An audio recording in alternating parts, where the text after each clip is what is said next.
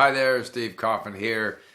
Today again, talking about language learning as usual. That's what I like to do twice a week here on this channel.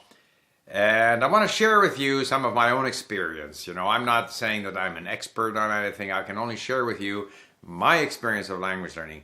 And I want to talk today about how we can make sure that we stay the course. Because the secret to success in language learning is to stay with it, not to be discouraged. So I kind of looked at some of the things that I'm doing. What is it that maintains my enthusiasm, that kind of keeps me going? The first thing I think is very important is, don't worry about what you forget. You're going to forget. Feel convinced that as you expose yourself to more of the language, you are gradually improving. And I sense this now. I'm listening to content in Persian, which is difficult, but I'm beginning to get a bit of a feel for it, even if I don't have all the words. I know that just this pounding is like, I'm slowly getting better. I know I'm getting better. I'm not worried about how much better I'm getting. I'm not worried about what I forget. I just know that absorbing the language is improving, my ability and at least to comprehend Persian. Now, some of the things that I have done, I have asked my Sahra, who is my Iranian, my most important, helper, teacher, resource. She has not only created a number of very good stories about herself, about what she does, likes to do, her travels. She has created these circling questions for her own content, which we discussed the last time. But she's also gone into some of our more difficult content, such as the Pargar podcast from the BBC, and she has created these circling questions. So, and this leads me to the second point in order to stay motivated. Number one, rest assured, if you can continue to expose yourself to the language, you will get better. Point number two, vary it. Don't go at the same type of content over and over again. Don't try to learn the conjugation tables. Don't try to stay with just beginner content. Don't even try to stay with difficult content.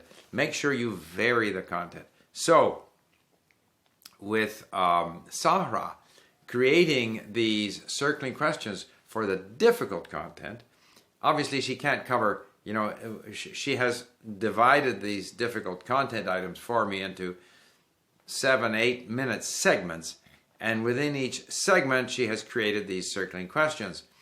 And that doesn't cover all of the vocabulary, but it gives me a bit of a toehold on some of it. It increases my confidence. And it helps me then eventually to, go back in there and listen to it again. So I vary it. Similarly, I went running the other day, and I was listening to the mini stories in Persian. So by varying it, and of course the mini stories for me are a confirmation of everything that I have achieved. Because when I started in Persian, the mini stories were just noise. I didn't know how I was ever going to get to where I could understand them. And now they're very, very easy because I vary it. So I have easier content, middle-level content with circling questions, more difficult content with circling questions. I go back to the mini stories so that this kind of keeps me going.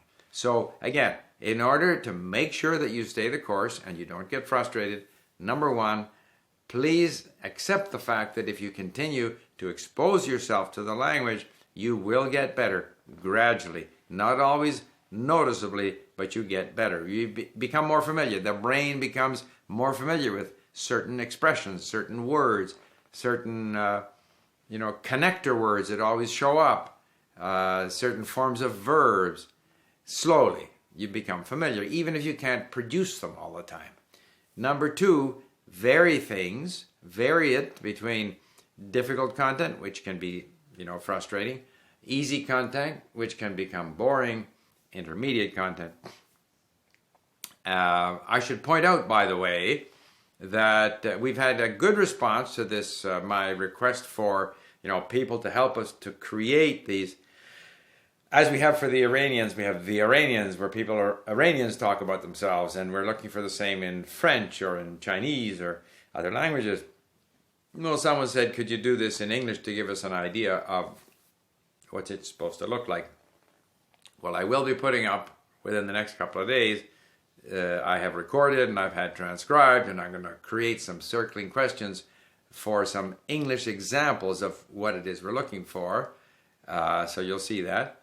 But so this is all part of the sort of varying the range of difficulty of what you're doing. So you're not always trying to, attack the same kind of material. Now, the third element in making sure you stay with it is you have to recognize that if you want to speak well, you have to speak a lot.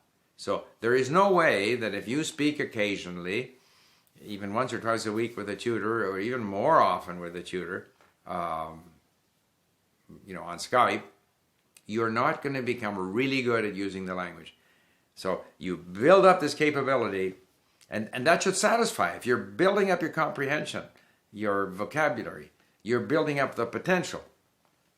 And if you are then put in a situation where you have to use or can use the language a lot, you will improve very quickly. So when you get that opportunity, take advantage. Speak. Don't sit back and just listen. Speak with mistakes. It doesn't matter. But you have to put yourself in that position eventually in order to speak well. So you can do all these other things to build up your capability, your potential, but eventually you have to speak a lot in order to speak well. And when you speak a lot, you'll make mistakes, and it doesn't matter. And then you go back into your listening and reading and some difficult content, and then easier content to kind of build up some basic structures that you can use in your conversation. Because anytime, in conversation, we're going to use a small subset of the total number of words that we understand. Our active vocabulary is going to be smaller, much smaller than our passive vocabulary, but that's a good thing because then you understand, and gradually that active vocabulary increases. So in order to, don't expect too much of yourselves. Recognize that all of this exposure is gradually making you better. Second of all, vary the kind of content you're listening to. Vary it by level of difficulty or even by nature.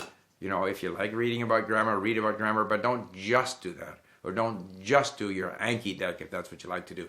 Make sure you vary it and then look for opportunities to speak. But if you don't have a lot of opportunity to speak, don't expect of yourself that you're going to be able to speak well. You won't.